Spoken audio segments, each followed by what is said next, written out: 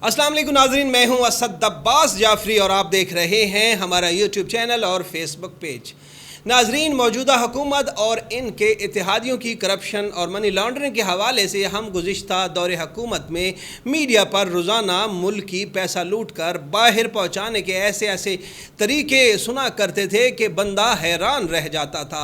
कभी जरदारी साहब dollar girl Ayan Ali के ज़रिए पैसा बाहर भेजते पकड़े जाते थे, तो कभी किसी फालूदे वाले के अकाउंट से अरबों रुपए निकल आते थे। कभी किसी चपड़ासी या अपने ज़ाती मुलाजिम के ज़रिए पैसे ट्रांसफ़र किए जाते थे, तो कभी अदालत में मनी ट्रेल देने के बजाय जाली दस्तावेज़ात पेश की जाती थीं। कभी मनी लॉन्ड्रिंग के केस की तहकीक करने वाले अफसर को मशकूक तरीके से कत्ल कर दिया जाता है, तो कभी मुबैना तौर पर करप्शन के सबूत मिटाने के लिए लाहौर के LDA प्लाजे में पड़े मेट्रो बस के रिकॉर्ड को आग लग जाती है। इस वक्त शरीफ ख़ानदान पर मनी लॉन्ड्रिंग के जो केस चल रहे हैं, इन केसेस का एक मोहरा शहबाज शरीफ का मुलाजिम और मनी लॉन्ड्रिंग में शरीक मुलज़म मलक मकसूद उर्फ मकसूद चपड़ासी आज दुबई में हार्ट अटैक से इंतकाल कर गया। अब अवाम सवाल उठा रहे हैं कि क्या वाकई वो हार्ट अटैक से मरा है या उसे कत्ल किया गया है।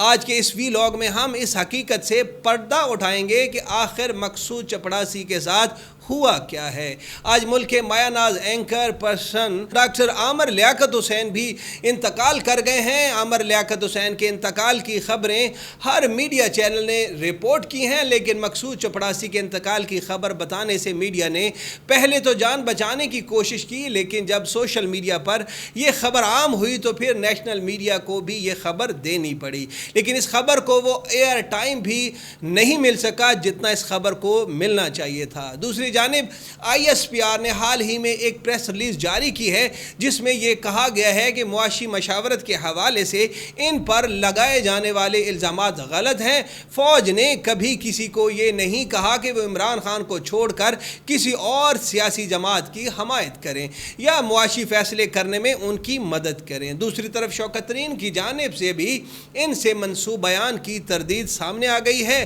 अब असल हकीकत क्या है ये भी हम आपके सामने रखेंगे, मगर वीडियो में आगे बढ़ने से पहले गुजारिश है कि हमारा यूट्यूब चैनल सब्सक्राइब और फेसबुक पेज लाइक ज़रूर कर लें, ताकि आपको हमारी हर नई आने वाली वीडियो आसानी मिलती रहे। नाजरीन, शहबाज शरीफ और इनके ख़ानदान पर करप्शन और मनी लॉन्ड्रिंग के केसेस चल रहे हैं। उन्होंने अपने मुख्तलिफ मुलाजमीन के नाम पर बेनामी बैंक अकाउंट्स बनवाए और इनमें पैसा ट्रांसफ़र किया। फिर यही पैसा TT की शक्ल में पाकिस्तान वापस आया और शरीफ ख़ानदान के असासों का हिस्सा बना। इन्हें भेजे गए अरबों रुपए का अहम किरदार और शहबाज शरीफ पर मनी लॉन्ड्रिंग के केस में मुलविस मरकज़ी मुलज़म मलक मकसूद उर्फ मकसूद चपड़ासी दुबई में हार्ट अटैक से वफ़ात पा चुका है। कुछ लोग तो ये भी कह रहे हैं कि वो मरे नहीं बल्कि उनको मारा गया है। सिर्फ मकसूद चपड़ासी ही नहीं बल्कि डॉक्टर रिजवान और इस केस के इन्वेस्टिगेशन ऑफिसर नवीद भी हार्ट अटैक से वफ़ात पा चुके हैं। यके बाद दीगरे इन सब अमवात का वकू पजीर होना अपने आप में एक सवालिया निशान है। नाजरीन, ये कैसा इत्तफाक है कि जब नून लीग हुकूमत में होती है तो या तो रिकॉर्ड को आग लग जाती है या फिर केस से मुंसलिक लोगों को हार्ट अटैक आना शुरू हो जाता है। मकसूद चपड़ासी की मौत के हवाले से शहबाज गिल ने ट्वीट करके कहा है कि मकसूद चपड़ासी, डॉक्टर रिजवान और नवीद मनी लॉन्ड्रिंग केस के अहम किरदार हैं। तीनों को हार्ट अटैक हुआ। खदशा है कि तमाम लोगों को ख़ास किस्म के केमिकल खाने में देकर हार्ट अटैक करवाया गया है। मकसूद चपड़ासी के बारे शहबाज गुल का कहना है कि इसका इंतकाल 2 रोज़ पहले हुआ, इसे छुपाने की कोशिश की गई। खबरें गर्दिश में हैं कि हमजा शहबाज और सलमान शहबाज मकसूद चपड़ासी की फैमिली पर प्रेशर डाल रहे हैं कि उनकी मैयत को पाकिस्तान ना लाया जाए। शहबाज गिल ने कहा कि कत्ल पाकिस्तान से बाहर करवाया गया। उन्होंने रात एक ट्वीट भी की थी जिसमें वो पूछ रहे थे कि क्या मकसूद चपड़ासी को कत्ल कर दिया गया, और आज सुबह इस मुबैना कत्ल की खबर आम हो चुकी है। सोशल मीडिया पर आवाम खदशा जाहिर कर रहे हैं कि इसकी मैयत शायद पाकिस्तान ना लाई जा सके क्योंकि वो गरीब लोग हैं, इसलिए शायद प्रेशर बर्दाश्त ना कर सकें। इन पर प्रेशर डाला जा रहा है कि वो मैयत को पाकिस्तान लाने की बात ना करें। मकसूद चपड़ासी के घर वाले भी पहले डर के मारे चुप थे और बस यही कह रहे थे कि मकसूद वेंटिलेटर पर है, मगर अब चूँकि मीडिया पर खबर आम हो चुकी چکی ہے، اس لیے ان کو بھی مقصود چپڑاسی کی موت کا اعتراف کرنا پڑا۔ شہباز گل نے مطالبہ کیا ہے کہ ان کا پوسٹ مارٹم کروایا جائے جس میں انڈیپینڈنٹ ڈاکٹر شامل ہوں جو حکومت سے بالکل بھی نہ ڈریں اور بالکل صحیح رپورٹ پیش کریں۔ کہا جا رہا ہے کہ مرحوم ملک مقصود کا پوسٹ مارٹم یہاں نہیں کیا جائے گا بلکہ وہیں سے پوسٹ مارٹم اور کفن دفن پہنا کر لایا جائے گا، یہاں صرف اس کا چہرہ دکھا کر تدفین کر دی جائے گی۔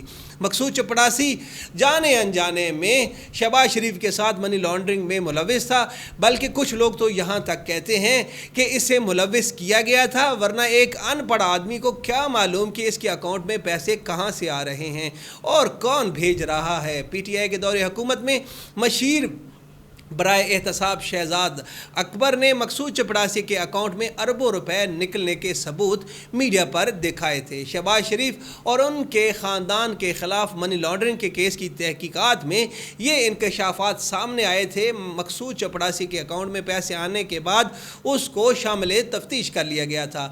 قبل ازیں وفاقی تحقیقاتی ادارے سے معلوم ہوا کہ مقصود چپڑاسی کے اکاؤنٹ میں 3 ارب 9 کروڑ روپے سے زائد کی ترسیلات ہوئیں۔ ناظرین، ایف آئی اے کے مطابق مقصود چپڑاسی کی 2004 میں 7,000 روپے تنخواہ تھی جو 2017 میں 25,000 تک ہو گئی۔ مقصود چپڑاسی کے انتقال پر سابق وفاقی وزیر فواد چودھری نے کہا کہ سپریم کورٹ نے شریف خاندان کو سیزیلین مافیا کہا تو اس کی یہی وجہ تھی کہ جب بھی کوئی گواہ یا ان کے خلاف تفتیشی ہوتا ہے تو وہ رستے سے ہٹ جاتا ہے یا اچانک اس کا انتقال ہو جاتا ہے یا اسے مار دیا جاتا ہے۔ ایان علی کے کیس میں تفتیشی کو موت کے گھاٹ اتار دیا گیا تھا۔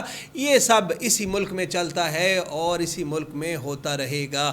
کیا ہم میں سے کوئی اس بات کی یقین دہانی کروا سکتا ہے کہ آئندہ اس ملک میں ایسا نہیں ہوگا؟ کیا ہماری آنے والی نسلیں بھی اسی مافیا کے زیر اثر پروان چڑھیں گی؟ یہ سوال ہم سب کو اپنے آپ سے پوچھنا ہوگا۔ ناظرین، عامر لیاقت حسین کی اچانک وفات نے آج ماحول کو کافی اداس کر دیا ہے۔ ان کی ذاتی زندگی کے معاملات ایک طرف، لیکن اس بات میں کوئی شک نہیں کہ وہ لاکھوں لوگوں کے پسندیدہ اینکر پرسن تھے۔ اللہ ان کی خطائیں معاف فرمائے اور انہیں اپنی جوار رحمت میں جگہ عطا فرمائے۔ ناظرین، اگلی خبر کی طرف بڑھتے ہیں اور اگلی خبر یہ ہے کہ آئی ایس پی آر نے ایک پریس ریلیز جاری کی ہے جس میں انہوں نے ایک سینئر صحافی کی جانب سے شوکت ترین کے حوالے سے لگائے گئے الزامات کی تردید کی ہے۔ سینئر صحافی شاہین سبائی نے خبر دی تھی کہ جب عمران خان کی معاشی ٹیم نون لیگ کی معاشی ٹیم کو معاشی معاملات پر ٹیوشن دینے گئی تھی تو اس دوران انہیں اہم ادارے کے نمائندگان کی جانب سے عمران خان کو چھوڑ کر نون لیگ میں شامل ہونے کے لیے کہا گیا۔ شاہین سبائی صاحب اپنی خبر پر ابھی تک قائم ہیں، جبکہ ایک طرف آئی ایس پی آر اور دوسری طرف شوکت ترین نے بھی اس خبر کی تردید کر دی ہے۔ اس سے پہلے شوکت ترین صاحب اس حد تک تو خود بھی اقرار کر چکے ہیں کہ ان کی اہم ادارے کے نمائندگان کے ساتھ ایک میٹنگ ہوئی تھی جس میں انہوں نے کہا تھا کہ معاشی فیصلوں میں موجودہ حکومت کی مدد کریں، لیکن کیا اس ملاقات میں انہیں نون لیگ میں شمولیت کا بھی کہا گیا یا نہیں؟ اس حوالے سے آئی ایس پی آر نے اپنی پریس ریلیز میں کہا ہے کہ سابق وفاقی وزیر خزانہ کے حوالے سے سوشل میڈیا پر شاہین سبائی اور دیگر لوگوں کی جانب سے جو الزامات لگائے گئے ہیں وہ بے بنیاد۔ آئی ایس پی آر کے مطابق خود شوکت ترین نے بھی ان کی تردید کر دی ہے۔ ذاتی مفاد کے لیے ادارے اور اس کی قیادت کے خلاف بدنیتی پر مبنی الزامات صریحاً جھوٹ بولنا قابل مذمت ہے۔ ادارہ ملوث افراد کے خلاف قانونی کارروائی کا حق محفوظ رکھتا ہے۔ دوسری طرف شوکت ترین نے بھی ٹویٹر پر کہا ہے کہ میں واضح طور پر اس بات کی تردید کرتا ہوں جو شاہین سبائی نے مجھ سے منسوب باتیں کی ہیں۔